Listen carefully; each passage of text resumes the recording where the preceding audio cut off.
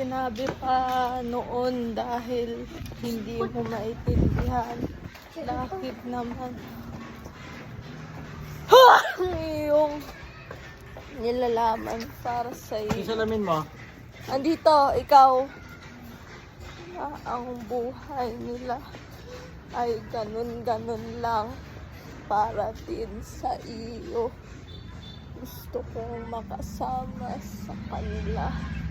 Ikaw lang yung nasa isip ko. Wala nang iba. Ikaw.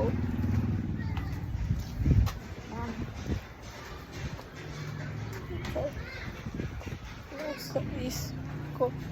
Sinabi mo pa wala iba. Alam ko naman.